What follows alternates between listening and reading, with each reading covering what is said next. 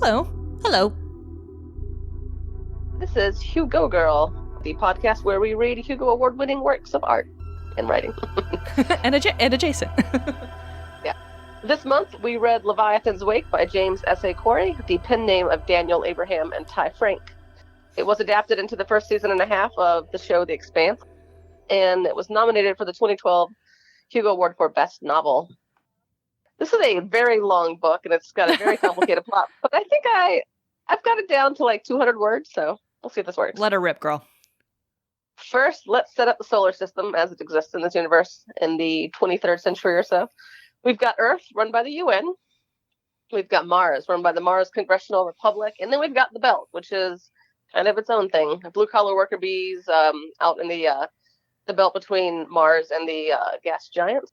Once you get past Mars and the Belt, you have the OPA, which is the Outer Planetary Alliance. And it's, an uneasy detente in our solar system in this time period. Detente, okay.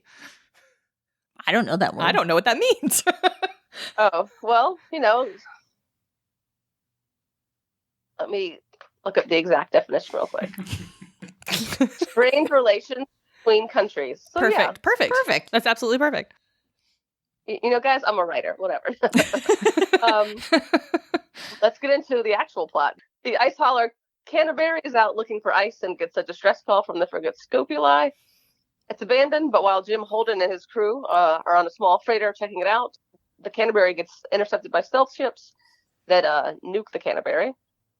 Based on the transponder they found on the ship, Jim and his crew immediately blast out that Mars is guilty of this offense, even if they're not sure.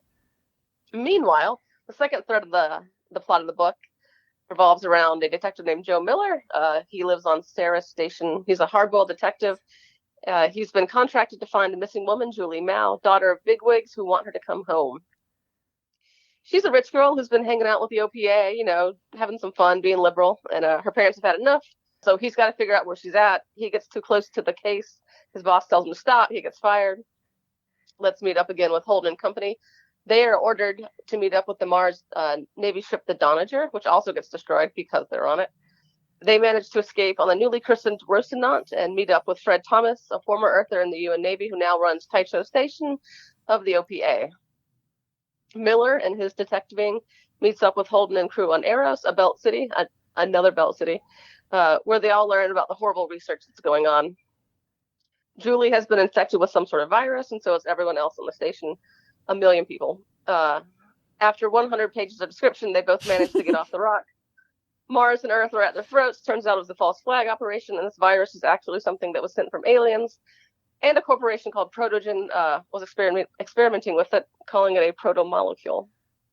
Turns out Eros is heading to Earth. Holden and Miller decide to try and hit it with a big ship to knock it off course, but it doesn't work. So instead, Miller finds Julie Mao, who apparently is still alive and is in a symbiotic relationship with a proto-molecule driving Eros to Earth, and he convinces her to make it land on Venus instead. It does. Cliffhanger.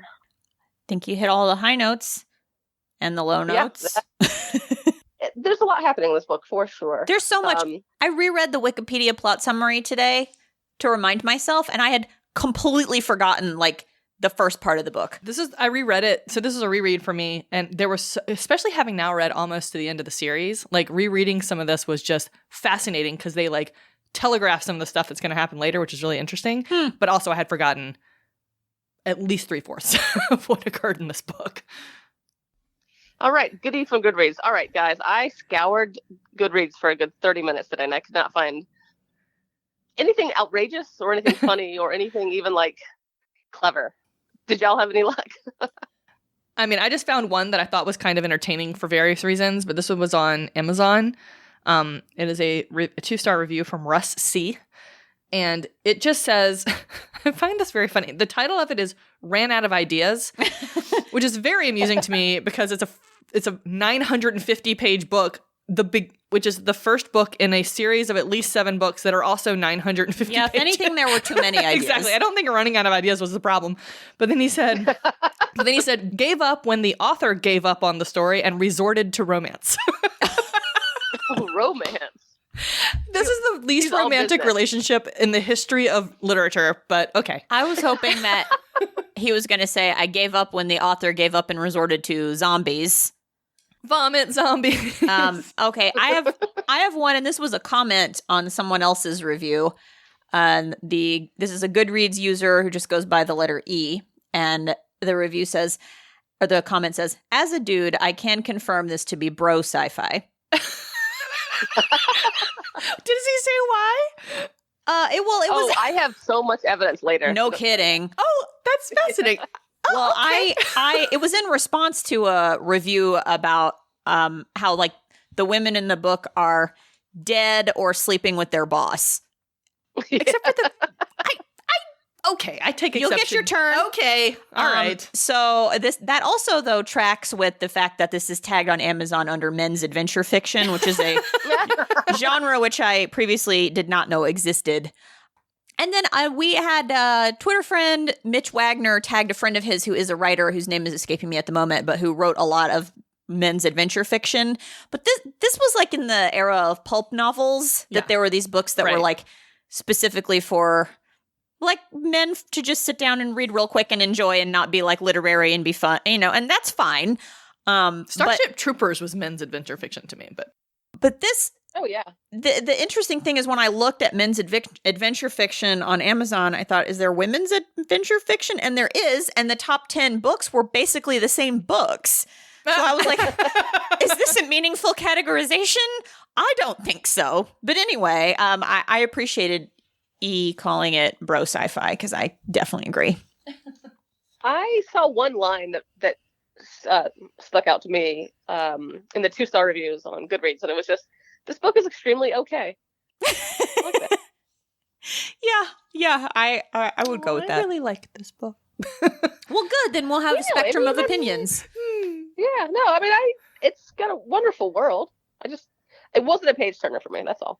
So I liked the beginning, I would say the first 100, 200 pages I was very into. And then I started it before Worldcon. And then I didn't read it during Worldcon. And then we got back and I was like, oh, now I have to finish it. And I was like, I just don't wanna. I just didn't feel like pulled to go find out what happened to everybody. Even though when I started it, I was interested. But I mean, I think a part of it was I was like, it's just so long. Like it's going to be it's a doorstop. It's going to be many hours before I know what happens. When I read this book the first time, I do not recall liking it as much as I did this time. And I think it has something to do. The books get better as the series goes along. Like the series grows into the characters, or the other way around, I don't know, better. And so these characters, you invest a lot more in them as you go along, and I think the action gets paced a little better as it goes along. So going back and reading it now, having read ahead, I think I enjoyed it more because I liked the characters more now. That makes perfect that makes sense. Yeah, of course. When I first read this book, I didn't pick up the second one for several years.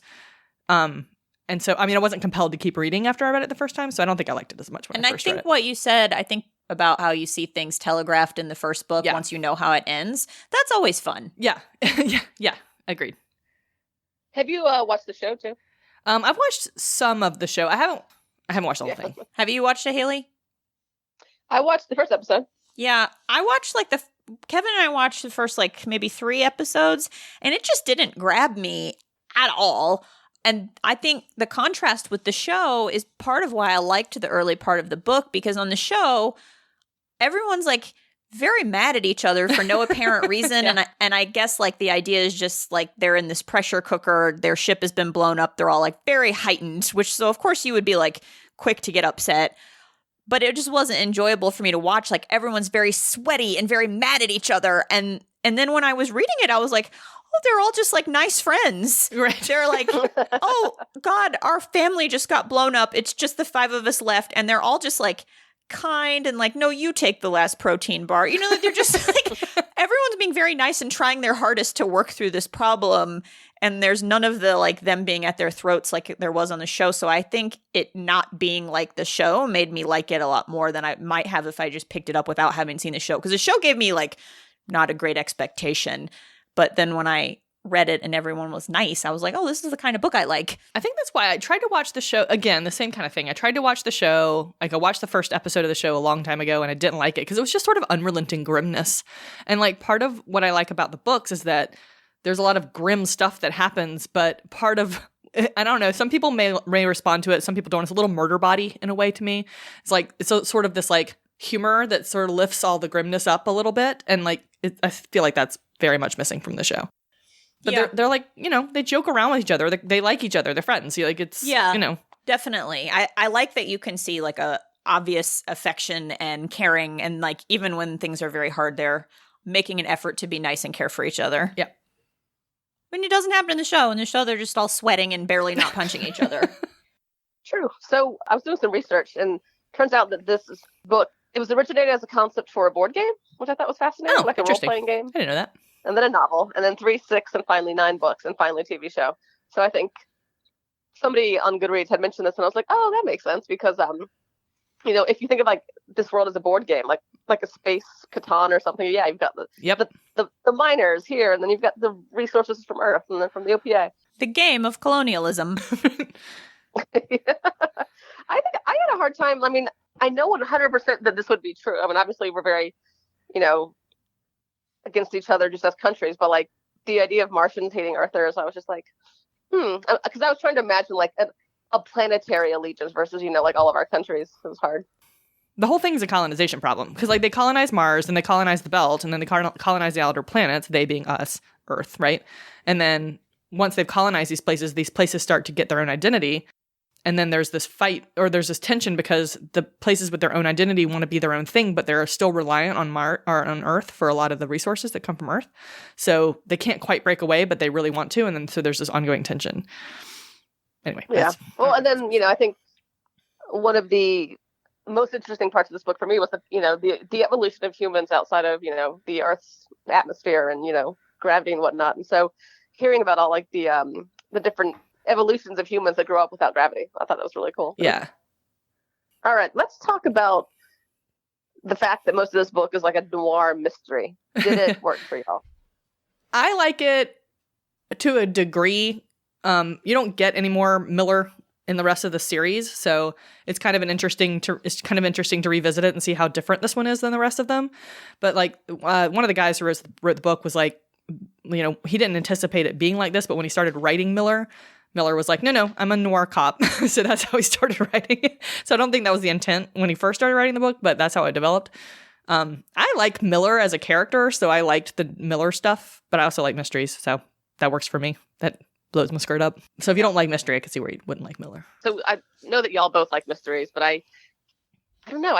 Something never sits right with me with a mystery. I feel like I'm always trying to figure things out, and I want to know more ahead of time, I guess. I like mysteries, and I liked this in some ways, but this book feels like it was written in 1990 and maybe it was, and it wasn't published until 2011. I don't know.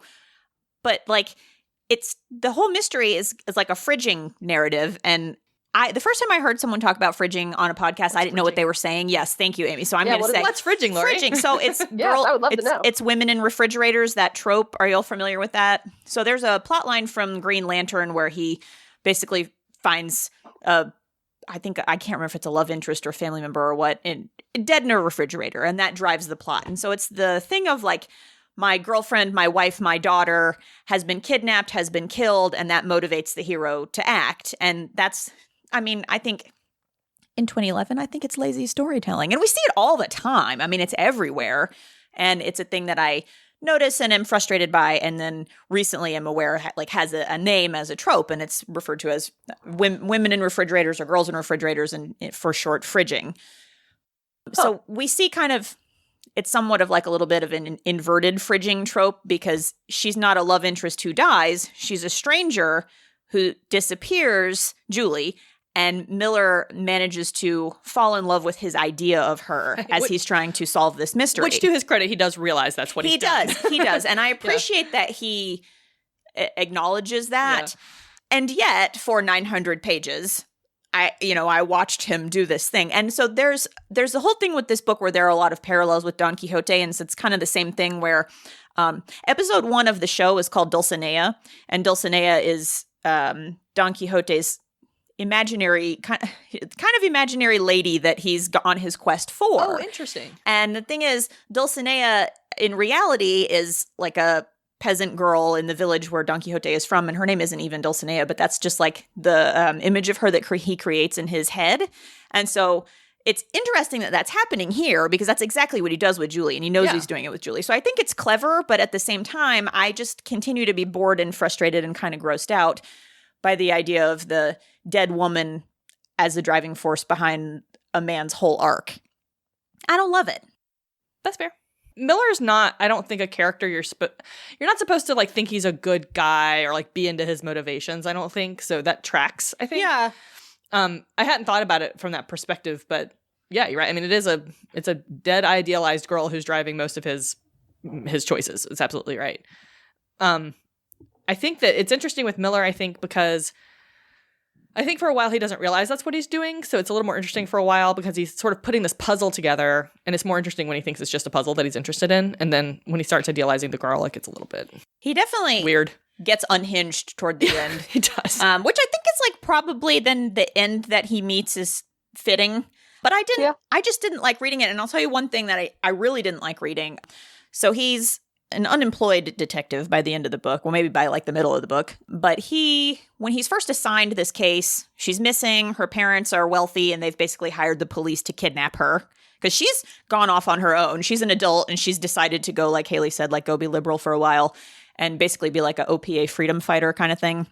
Yeah. So they hire the police, and he gets assigned to find her. And he starts researching her, and he tells us his thoughts about victims. There are 3 kinds of victims. 1, the kind who pretend nothing happened. 2, people who took their victimhood as permission to act however they saw fit, which he calls, quote, professionals. And number 3, quote, the ones who sucked it up, learned the lesson, and moved on. The Julies, the good ones. Boy, you want to make me pick up a book and pitch it? Yeah, that was real. I read that and cringed hard. I was so upset about that. And the thing is, this is also right after he decides that he thinks that she's been raped. Mm-hmm. He doesn't know that. He learns from basically her like Krav Maga teacher or whatever that she was attacked, and so she decided to learn self-defense. And so he's like, that's the right way to be a victim. She was probably raped, and so she learned how to defend herself. And I was just like, this makes me want to rip my hair out. Does it matter at all? Like, I mean, let me just be, I read that and also cringed real hard and got angry because it's stupid. It's really stupid and what's the word I'm looking for? Minimizing or infantile. I don't know.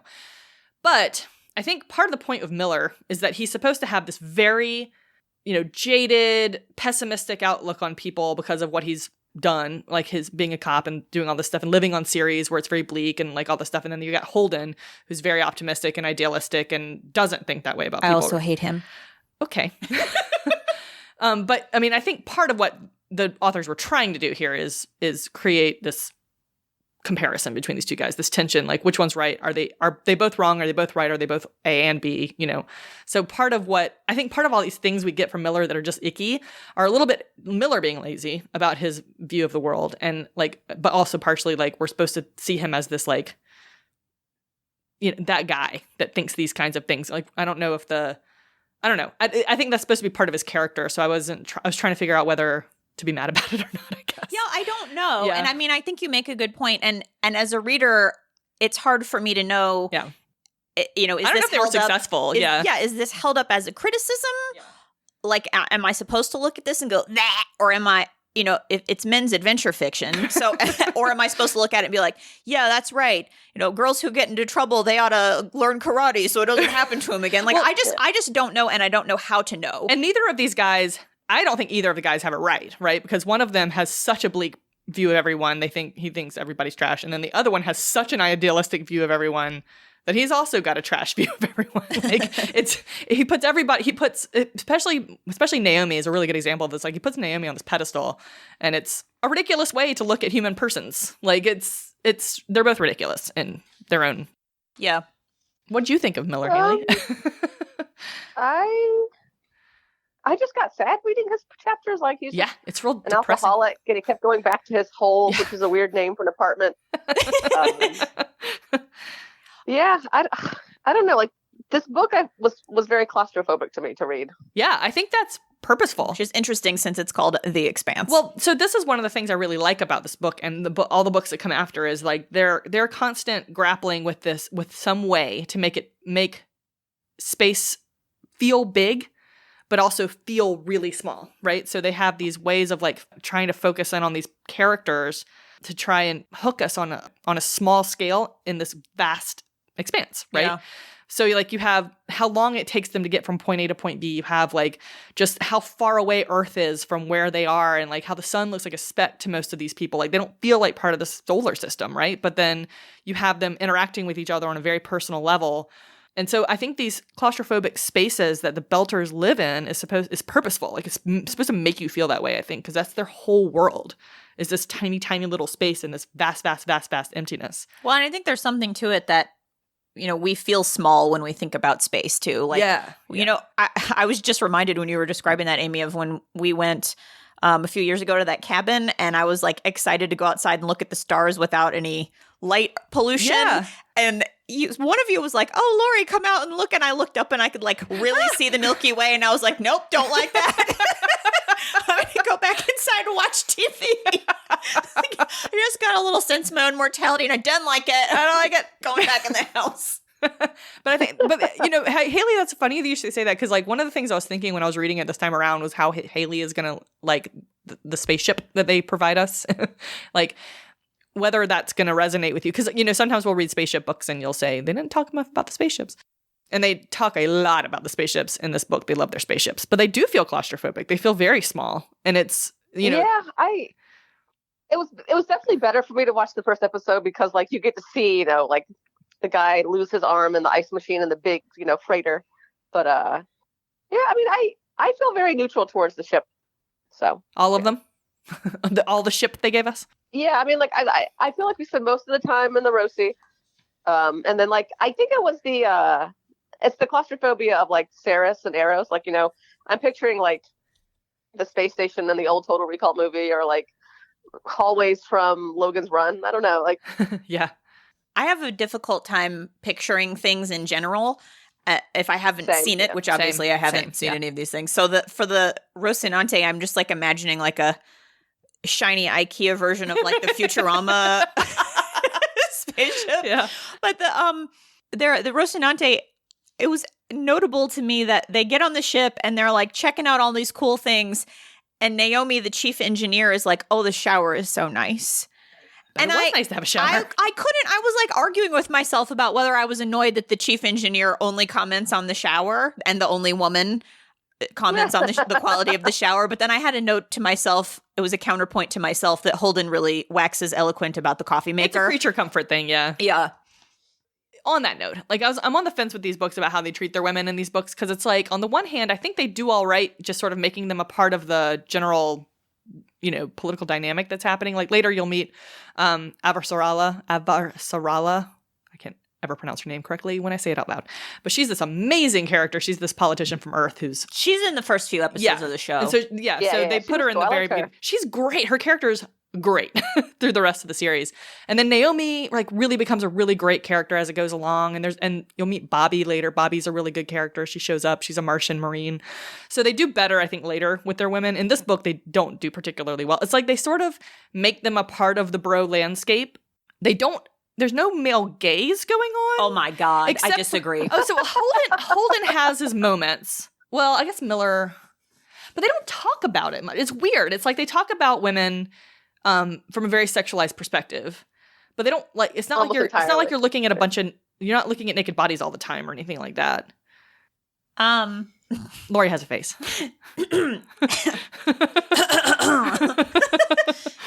Naomi, this kind of bleeds into both boob talk and misogynist. I mean, I had such a hard time choosing misogynist moments. I have like 4. That is fascinating. I did not feel any particular except for how often they say the word whore.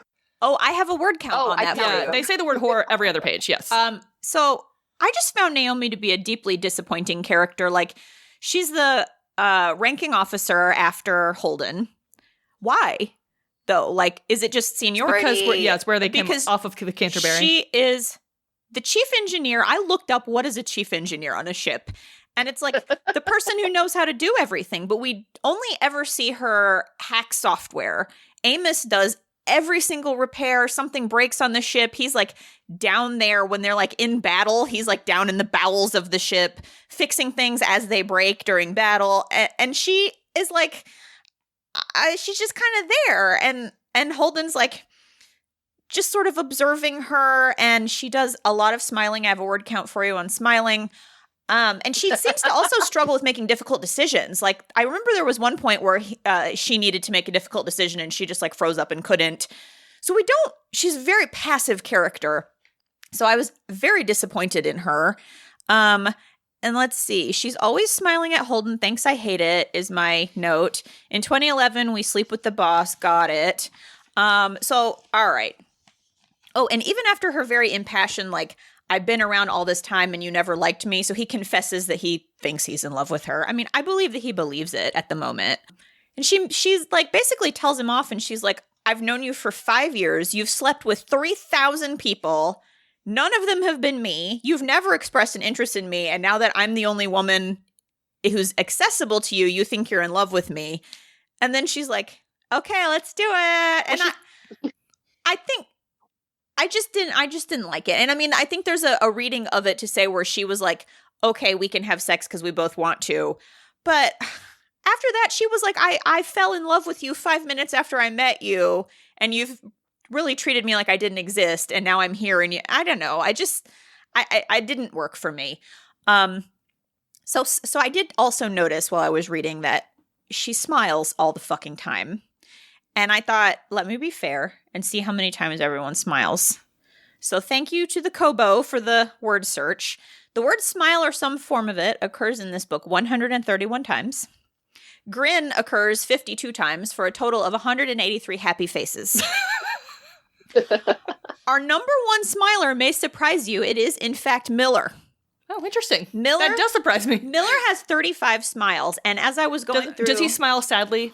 No. Most of those times? No. So early on, his smile seemed to be tactical. He's talking to a victim, so he pastes a smile on his face. Or he's like talking to his boss, and he pastes a smile on his face. And it's very, the narrative is very specific that he's making a smile with his face on purpose.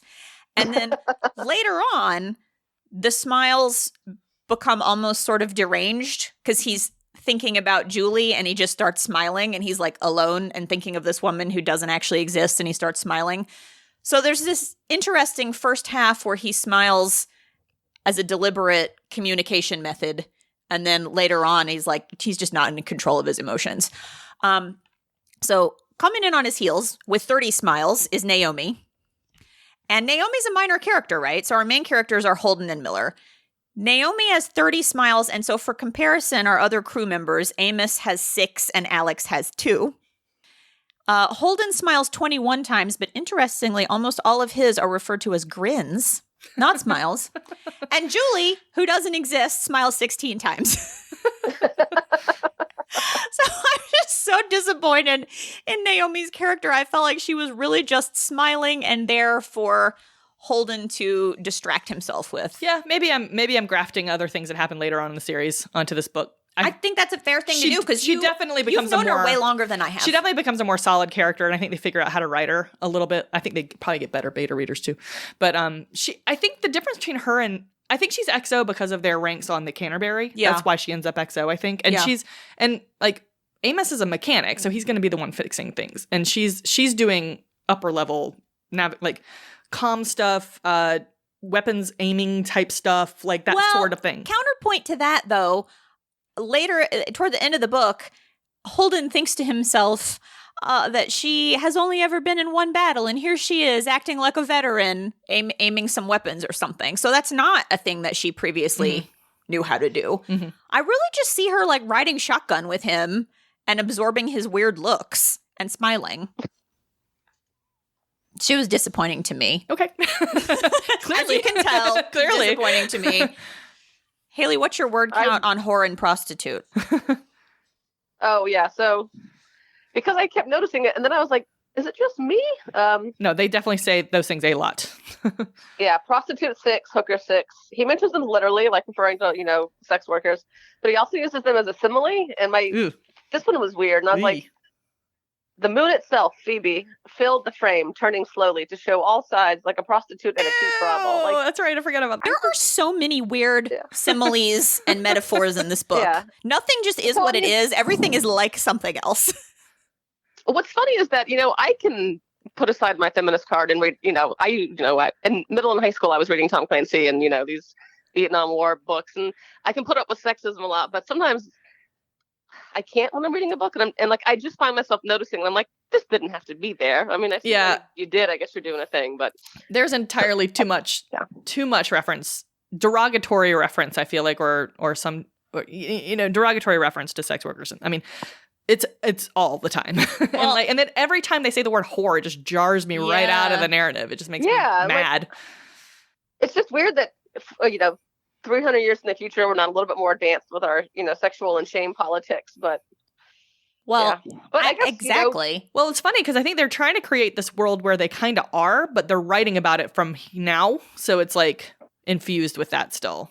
I mean, whether it's on purpose or not, or it's skillful or not, I think either way, it doesn't matter. Like, I still just don't love reading about it. So I think that's just same. I'm just like, it's like, it doesn't matter why it's there. It's just like, it's uncomfortable sometimes just to be like, oh God, another dead hooker. Like, great. And I don't know. Well, the other thing I thought about too was the use of the words whore and prostitute. So like nowadays, most people who are trying to speak respectfully prefer to use the word sex worker or sex work, because that's what many sex workers have asked for people to say, because prostitute is the language of crime, right? So I thought, we're like 300-ish years in the future and it's legal on this station. So I thought it just was uncreative to me to still use the language of criminalization in the year 2350 or whenever we are. And I was thinking of examples like, we don't call the shipping of alcohol bootlegging, we don't still call it that. We don't call like interstate adoptions trafficking. We have different words for those things. So I would think 300 years in the future, when something is legal and regulated, it's not going to be called the same thing. I mean, maybe it would be, but I would like to see an author imagine it differently. I was about to ask if the sex worker thing was a thing in 2011, but then I remembered that they wrote Firefly and managed to call her a companion. And that's the thing. Yeah. That's the thing. I was trying to find when sex work became in common parlance, and I couldn't quite figure it out. But I mean, it's in published literature like all the way back to the 70s, but I couldn't find when it was like a common thing. But again, this is fiction, and like you said, they call her a companion. You're a writer. You can do better. Right. You can call it anything you want.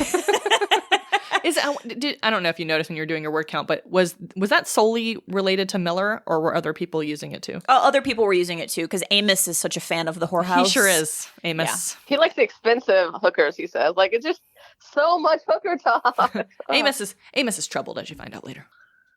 I wanted to mention one thing that Steve from Androids and Assets brought up. So he sent me some thoughts on Twitter about mental health in this book. And I said, that kind of missed me. So, I would share what he said about it. And so if I'm getting the delivery wrong, please blame that on me and not on him. Steve has professional history working with incarcerated people. And he said, it's just like very harmful to equate mental illness and evil. And that happens in this book where, toward the end, when we meet the big bad, the narrator refers to the guy. I mean, the word sociopath happens like 200 times in the last few pages of the book. Not actually 200. I did a word count on it. It was more like 9. But it's like a lot. It was distracting. It was like the sociopath. And then they were like, oh, we hired all these scientists and we chemically altered them so they had no empathy. And Holden's like, you turned them into sociopaths. And like Steve's point was that it's incorrect for us to be like, in order to do these evil acts, you must have the mental illness of sociopathy, because he was like, there are people, like, they're just normal people who are doing work that has horrific results and, evil effects on everyday people's lives. And they're just regular people. So to say that, like, you would have to give someone a particular mental illness in order for them to perpetrate something that we would think about as evil is both incorrect and harmful, and does not serve people who are actually living with mental illness. That's a good point.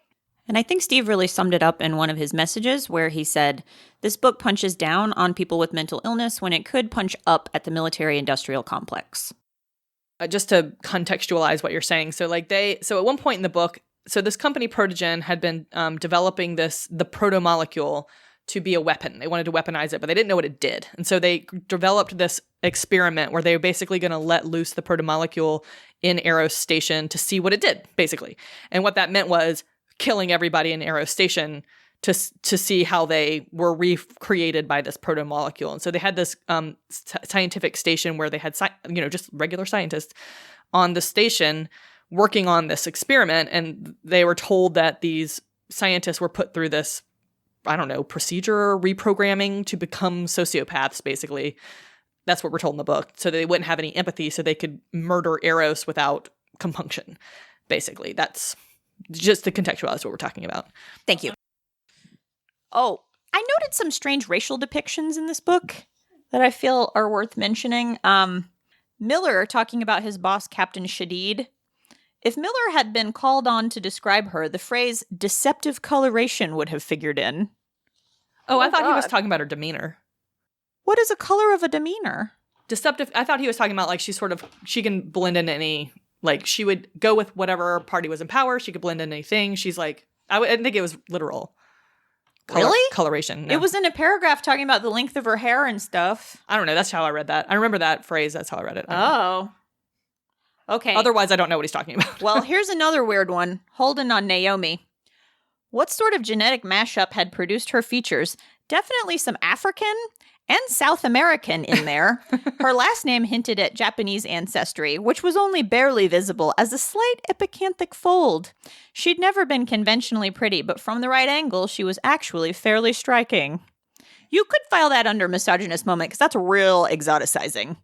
Yeah, true. And it's just surprising to me, again, it's the same kind of thing where I feel like this book was written in 1990. It's like a Dan Brown space book, because I just think like in 300 and some years from the future, when we are populating like multiple planets and asteroids, and like people are physiologically, different from people who are raised on Earth. And it's just interesting to me how they both seem kind of preoccupied with racial identity 300 plus years in the future. And that bums me out.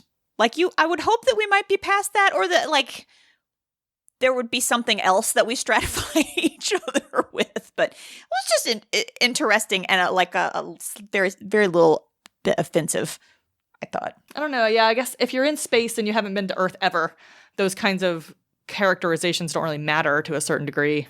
And I was surprised more so by Miller, because he, has always lived his whole life on Sirius Station. So I thought, why does he care? But is that Miller's? No, that was Holden. Okay. But Miller also in a couple of places makes a note of what he guesses at someone's racial identity, and I was just sort of surprised by that. I hadn't thought about it, because why would he care? Because he's never been. Yeah. I mean, to me, some of this stuff strikes me as uncreative. Like, I've set a book 300 years in the future, but I haven't really thought about what people will be like. I've thought about what politics might be like, what a station might be like, what a ship might be like, but I haven't really thought about what people would be like. Most of the Belters, I feel like, don't care. Like, most of the Belters exist as Belters, right? They don't care about each other's, ancestral makeup. Like, they don't care, which is why it's interesting that Miller would ever comment on it. Most of that kind of stuff tends to come from people who are from Earth, but Miller definitely notes that he thinks someone he meets is East Indian, which I thought was very specific for someone who had never set foot on Earth. That is interesting. I had not thought about that, because I think most Belters, they are sort of a melting pot, right? So they end up, and they have never been to Earth, so they don't care, right? They never talk about it. They're all, everything. They're all everything, basically, at that point. So that's interesting. I thought about it. Miller, it does not make any sense for Miller to be like, unless people, as they go out, because, when people immigrate, they do tend to take their culture with them to a large degree, right? Mm-hmm. And they'll create pockets of their cultural heritage in wherever they end up for at least a while. They tend to disperse, I think. Yeah, that's true. So it's possible that as they went out to the belt, because they talk about there's a ship of Chinese folks who are boating around, and they're one of the casualties of war, and they talk about that boat a little bit. But it's entirely possible that, and this is grafting a lot onto this book that I don't know if they ever thought about or intended, but it's possible that when they immigrate out, they do the same thing. They keep their original heritage, even though it means nothing to them anymore, maybe because they've never been to Earth. Yeah, I mean, you don't have to create a new, racial structure, but you also don't have to mention it either. So who knows? Yeah. Agreed. So boob talk, one of our, usual. God damn it! I'm so awkward tonight on this phone. It's like I'm I'm sitting on my bed on my stomach like I'm like having like a 3-way call in 1998. Well, that's perfect because I feel like this book is a 90s book. Lori, I heard Haley was talking about her. Talking about you. Doesn't that make you mad? What do you want to talk about, Haley? Can you hold on? I got a beep. Like, I am literally moving my legs back. Anyway, so boob talk. For one night only, I would like to rename it this section or segment ball banter. You got it. So I had to Google this. I am not very familiar with balls, but there's 3 different sentences. There's 3 different sentences, like maybe 200 pages apart. So like it became like a tattoo or a cadence. I was like, okay, more balls. The first one is. Okay, so, and this is usually Holden, I think. Yeah. He refers to his balls a lot. Sufficiently weird to make my balls creep up, which is just like a chef's kiss of a sentence for a bow. Things that made his balls itch, and then his balls crawled up into his belly. And so I know that when a man gets cold, things shrivel and get sucked in to preserve warmth, but like, gross. Like, does this happen a lot? Do you want to phone a friend? I've got an expert on balls sitting right here. We have some balls in the room. Do you want to use my mic? Are balls creeping up? Kevin, how often do your balls go Hello, over? phone a friend. Here we have a man. Yeah. Hello, man. Hello, man. Not that often. It's definitely a literary trope. I think Stephen King uses it. I feel like that doesn't surprise me at all. Wait, have you ever been so creeped out that your balls crawled up? No. No. Kevin's like a particularly stoic person, though, so I feel like we need to ask a more excitable man, a more nervous man. It's not even scary. What if I surprise you right now? The beauty of the sentence is sufficiently weird to make my balls creep up. I think his balls go into his body when he gets the juice also. That makes a certain amount of sense. One thing that I cannot stop thinking about is so they get exposed to the radiation and then they've got to take this medicine like every day for the rest of their life. And the entire book, I was like, did they take it? Oh, me too. Well, their watch would go off every so often to make you feel better about their medication. Well, and then I thought, though, like, what about when they're like in the middle of a battle? Like, yeah, like I Holmes tried to get my prescription at CVS. I'm hoping they had like a window of time where they had to take the meds. He takes the meds the rest of the series. I just thought, like, he's in like a firefight right now. Like, did they schedule? I think book 3, it becomes a big plot point. Holden's meds. I mean, they really set it up as Chekhov's radiation pills. Like, I mean, I was just worried about them. I like when Miller's little chime goes off for his radiation pills when he's about to, go off the cliff with Thelma and Louise at the end. He's like, I don't care about my radiation pills anymore. Haha, I'm free. It was kind of funny. If I'm ever about to crash onto Venus, I will not take my eating pills. Same. You know what? Aww. I don't need those antidepressants if I'm about to crash into Venus and create crystal structures in the sky with my weird alien asteroid. Zombie asteroid ship. Vomit zombie asteroid ship. Psychically piloted by your imaginary girlfriend / real person who is a vomit zombie. Who had glitter on her breasts at the end. Yeah. Glitter? She had blue fireflies on her breasts. Oh, I just thought she was like under like a lamp. When he walks into the station, there's like blue fireflies everywhere, and they gather in places of power. I read that, and they were on her. I just thought she was like under like a OR light because they had like she was like plugged into the ship's mainframe or something, and I genuinely thought they were small lights. I pictured her. She had glitter boobs. I was really looking forward to talking about it during boob talk. I pictured her in the medical bay of the Millennium Falcon from Empire. Yeah. So I do recommend finding the episode of The Expanse where Miller has his little confrontation with her on the as Eros, basically. It's an interesting depiction of that scene.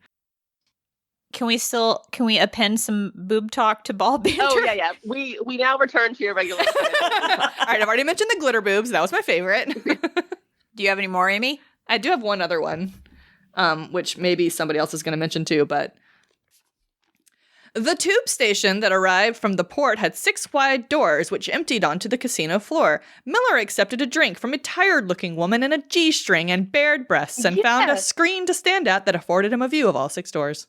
I've got that one as well. Tired-looking woman in a G-string. Well, yeah, so that was, and like in the chapter before, there was like an exhausted-looking woman. Like the women are not thriving in this. Why are the women so tired? Yeah, it's very demeaning. Yeah. Or it's accurate because women are usually more tired. I mean, I think every belter is tired because they're definitely exploited. Well, that's what I was trying to figure out, if he's like being feminist by pointing out that the women are in these, that, you know, the women aren't enjoying these positions they're in. They're just have to do the work just like all the time. But maybe not. I mean, maybe. I don't know. That's the thing. I wonder if like we should know. Like, is a writer successful if we know, or is it like fine that we don't know? They might be trying to do something progressive and failing. So I have a boob talk. It doesn't involve boobs, but it is a male gaze that made me grumpy. Naomi gave Holden a sleepy look through half-lidded eyes that was suddenly sexy as hell. Bro. Oh my God. Like, you can't even be sleepy. She's just like being sleepy. Oh, that's when they're like at a table, right? They're not even in bed. I don't even remember. Oh yeah, it's definitely not like after they've gotten together. Maybe they just had, no, I think that was at the table. She's actually just sleepy. Yeah, those are not like bedroom eyes in a bedroom. There was also a moment where he was like, women are cute when they're angry. And I was just like, ugh. Oh my God. And then there's the part where they get somewhere and they have a very capable mechanic who Amos has a boner Sam for. Shows up later. She's great. And they keeps calling her the Pixie. And I'm like, look, the 90s. The 90s. Yeah, here's the note I have. The note I have is, none of us are pixies. Even the petite ones of us with short haircuts, we are not pixies. Maybe they just stopped looking at women in the 90s. And so that's where they're stuck. Maybe they got married in the 90s. Never looked at women since. Yeah, I read that one of them, I forget which one, was George R.R. Martin's assistant. Yes. Yeah. And he's in their like writing club. So he was one of their beta readers. George is blurbed on the cover of Amy's book. Apparently he said that this was the best book with vomit zombies that he's ever read. Aw. That's a little backhanded, I think. It wouldn't surprise me about old George. Yeah. Does anyone have a feminist favorite in this book? I do. It's when Julie Mal decided to mind drive the Eros into Venus, saving Earth lives. Yay! Good job, Julie. I don't know. I think maybe she should have driven it into Earth. I like Julie's character. I think she's a good character. And she, the glimpses we get of her as an actual human person, I thought she was a pretty good character. I'm trying to think if I have a feminist favorite. I don't know if I do, really. I wouldn't say very, not very much of this book was exactly feminist. Maybe Miller's wife divorcing him. Good for her, Candace. You don't need to put up with that sad sack. That's awesome. And Miller had that partner who was like, you're the cop that everybody gets stuck with. Oh my God. I will say she was pretty great. That while I didn't enjoy Miller, I did like some things about his arc. Like I was moved to like serious sadness by his recognition that like he isn't the guy he thought he was, he isn't the detective he thought he was, and how he kind of grapples with that, comes to terms with it, and then is like, the thing I have left to give is to die. But like heroically, but like it just, I don't know, I thought that was well executed. I thought his sort of coming to terms with himself was well executed, in the sense that it made me very fucking sad, and I think it was supposed to. Well, that's a good thing. I mean, that's a sign of that's good writing. Yeah. I don't really guess I have one. That's okay. Have we talked about food this isn't a very feminist book. It's just a space opera. We're not skipping food, right? No. That's okay. So Culinary Corner. I hope we're not skipping a misogynist moment. Oh, no, we're not skipping a misogynist moment. Wait. Oh, I thought we talked about misogynist moment already. I mean, we talked about a lot of misogynist moments, but... have we not talked about your very favorite one? Yeah, what's your favorite? What's your very favorite one? I have to pick one. I have 4. Oh, you can say them all if you want. Yeah, say them all. I just had all the hooker talk. Hooker talk. New segment. Okay. Okay, this is a very bad one. So Naomi's all drunk right after they get to Tycho Station. She's drunk. She's karaokeing. And he's gotten to the point where even though his girlfriend just got vaporized like 5 minutes ago, he thinks he's in love with Naomi, which is okay. That could be like a trauma response. It's whatever. He feels how he feels. He's fantasizing about hooking up with Naomi. And he thinks to himself, he'd have hated himself in the morning for taking advantage, but he'd still have done it. And I just was like, I don't remember that. I was like, you two gentlemen, here's the thing. There's a way to make your point in a less terrible way. And I was like, they could have said he'd have hated himself in the morning for taking advantage, so he went to bed. Right. You don't have to. Like, you could have just left that out, because the next sentence is like, I do think he like gets up and leaves, but like but he'd still have done it. Also, I don't think that fits with Holden's character. Well, that's I the don't thing. think he would have done the rest that. of his character Yeah. is that he's almost Mr. morally You're right. upright to a fault. Right. And he's Ned. He's Ned Stark. so it's like, I don't know if that's them saying that, like, giving him a little bit of moral ambiguity, or if it's just like, boys will be boys, you know? What's he supposed to do? Like, I shrieked. That was a weird one. Okay, here's another annoying one. There's like a protest that Miller observes, and it says, the boys spoke in loud, angry voices about tyranny and freedom. The girls watched the boys strut. Yeah. And again, I said, did they write this in 1990? That might have been in 1978 with the movie Grease. I don't know. I mean, Although I do think that catches, because he's talking about the younger people when he's talking about that, right? So I think he's trying to capture like sort of the peacocking that adolescent boys do. this is like a exploitation of Belter labor kind of protest moment, though. Like, having been to a lot of protests the past year and a half. Oh, I'm not saying the women aren't, the adolescent girls aren't capable of having an opinion. I'm just working through what you're saying, because I hadn't thought about it in this term. So, Okay, Anyway. I'll move on to my third one. Naomi picks up lunch for everyone, and Holden says to her, every time it's your turn to get food, you get salmon rolls. It shows a lack of imagination. Go get your own fucking sushi, Jim Holden. Okay, and then the last one I read out loud to Kevin, and he screamed a little bit. So he's having this like fantasy. Holden's having this fantasy that he's like on a beach somewhere and is fantasizing about Naomi serving him drinks. And he says, quote, as long as he was fantasizing, he threw in Naomi walking over to his hammock with a couple of fruity looking drinks in her hands. She ruined it by talking. And I thought there was another way to say this. He could be going through his little fantasy where she brings him fruity drinks and something other than salmon rolls. And then he could just say, her voice brought him back to reality. Or he snapped out of his reverie when she said, here's your salmon roll, or whatever. I was just, Again, men's adventure fiction from 1990. Yeah. Or 1970, as you just said, Haley. Okay, I'm finished. I'm sorry. Yeah. I mean, I think it is just a plain old science fiction book. It was just not written with a keen feminist eye. yeah, So. no, or a dull one. I do there are some things where I thought were really cool, like this idea that they were building a Mormon generation ship. We didn't even really talk Yeah, about I that. that was know. great, I yeah. had notes on that, and I felt like I should just stop talking at a point. I think that's a very interesting idea to put in the future. Like, of course, it's going to be religious, some religious, cult that with unlimited resources that builds one of these things and tries to go to the store.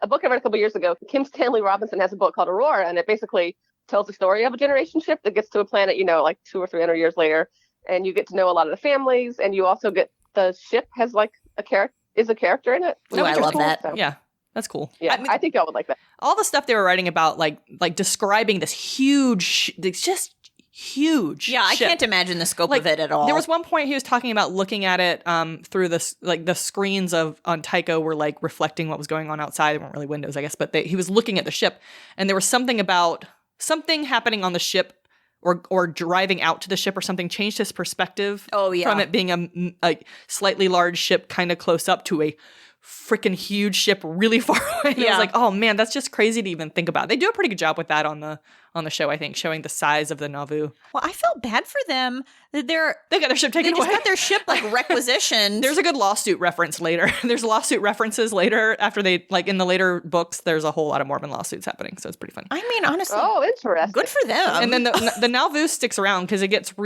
recommissioned as different kinds of things. Cause I wondered what would happen since it didn't. it didn't crash into Eros. So there's, as you go along, the Nauvoo does different things and gets renamed and becomes different things. It's interesting. Are we ready for culinary corner? Yes, please. Mm-hmm. We got fungal beans. We got vat-grown rice. We got fungal culture whiskey. We got fungus curds, like scrambled eggs. I could watch him eat food in this book, the entire book.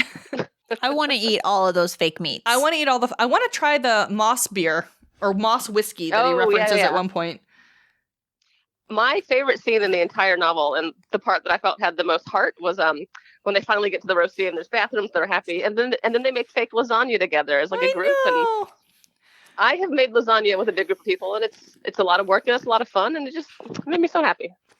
I think my favorite food moment in this whole book is when Miller's telling he's like, they're all gathered around the table. They're having like this moment of camaraderie, and it's all focused around Miller telling them how he busted these guys and their underground cheese ring and how they were like, oh, yeah. I just have cheese written at the Oh, top. yeah. Like he was like, yeah, we busted these guys. That sent me down a Wikipedia wormhole on bathtub cheese, which is disgusting. So like you like they were talking about how you still only get the good stuff from Earth, which was interesting, and like they busted these guys who had this had bootleg cheese, and like they locked up the cheese in the evidence room, but then the cheese disappeared and all the cops got a brick, and like it was the best cheese ever, and Naomi's like, I remember that cheese shortage, so sure, and then I don't know, that whole conversation about cheese was just very I would have been very engaged in that conversation. I mean, I'm on my current cheese renaissance journey, and I just read about cheese that night, too. It was good. Haley's trying to learn to like not necessarily stinky cheeses, but cheeses that are not bland. Right. So I'm doing okay, but I definitely got my parents a nice blue, and I just couldn't do it. I was like, I don't like this. I just don't like it. That's okay. That's all right. Sometimes a cheese Several people tastes have like said the that. smell of the zoo. That's right. It's real funky. All right. Anything else in culinary corner? Well, this isn't a culinary corner, but I just ran across one big question mark I had on the book, and I was just going to run it by you people. They spend a lot of time talking about data, and I think at one point they talk about how paper was this luxury because you couldn't get very much data onto one piece of paper. It seems like it'd take a lot of space. And then at one point, Holden snatches a piece of paper from Fred's desk. Why does Fred have paper? I just want to know why Fred has paper. Maybe it's an expression of the OPA's wealth. I guess. Yeah. In conclusion, I want to try all your fungal beer and moss whiskey. Same. And I want all the fake meats. And that real coffee that they had in Rocinante. It sounded good. Yeah, I was a little disappointed that there was not more space noodles, but that's okay. Keep reading. Yeah. Space noodles show up. There better be. There's also something called red kibble, which I would really like to know what that is. Red kibble? Yeah. Ooh. Like human chow? That's Naomi's favorite food from her Belter childhood is red kibble. Not salmon rolls. No. Spicy tuna rolls. Is this book Star Wars or Lord of the Rings? Neither. Well, there's literally a space war brewing, so I think it has to be Star Wars. But I will say that I think that the plan to push Eros into the sun is not unlike throwing the One Ring into Mount Doom. So there's an argument for it to be Lord of the Rings. I would come down on Lord of the Rings because it's like there's this evil that they have to take their little ragtag group and fight, and like I don't know. I think I'm on this Lord of the Rings side. I think that it's actually Star Trek because it's a lot of Navy talk, but like not in a fun way. Oh, Fair. But fair. there's also like there's lots of drama and politics, which is usually not my thing. Is it Game of So, Thrones in space? No. It's not nearly as epic. it's way too capitalist to be Star Trek, though. I Star think Trek is a post-money society. That's true. They don't have any poverty anymore. They say it lots of times. I think it has a little bit of a jump the shark thing when when Miller is crawling around on the outside of Eros and he has to like Oh, that's very Armageddon-y. Yeah. The vomit zombies were not the shark jumping for you. I was like, they called them vomit zombies, but I felt like it fit with the rest of the story. they were for sure zombies, though. And I was like, Oh, wow, yeah. this was 2011. This was like the height of Walking Dead popularity. And they were like, you know what we need? Zombies. That's funny. Did we like the book? It was fun. Amy? I did. Of course you did. You liked it for a long time. People like this book. It's good that you like it. But I'm glad we had this conversation because there are definitely things I glossed right over because I was just reading the story and trucking along. And it sounds like it gets amazing, which is awesome. Like, Well, they wouldn't make amazing nine may be a people little strong. People love it. And I know people who don't like science fiction who love the show. Yeah.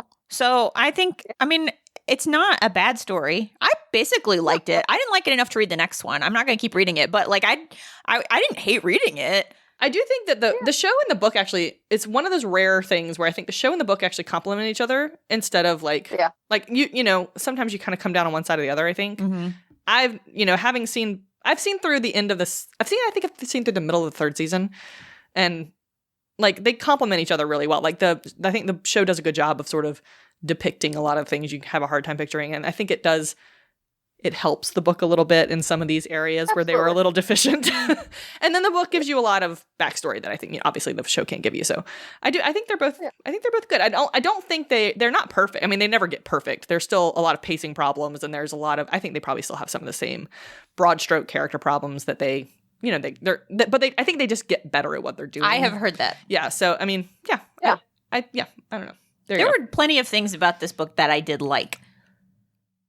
It's a good start to I think it's a pretty good start to what ends up being a really good series, I think.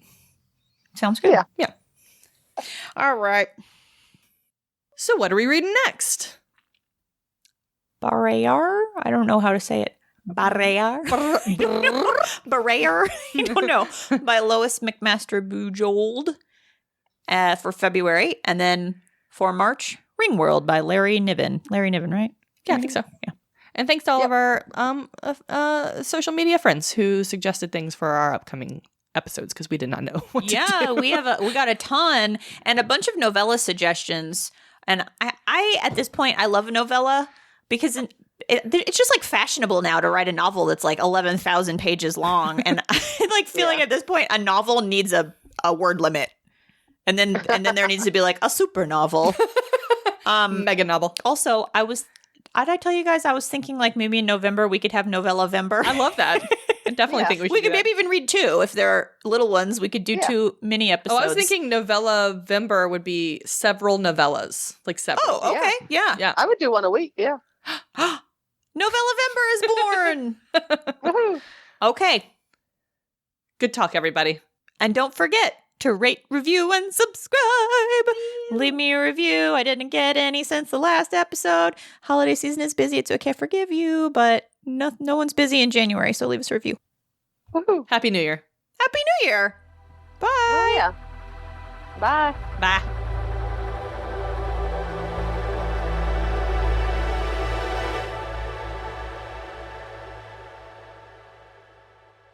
Delete, delete, delete. He does like this. He just has his index finger and he goes down on the button. Good.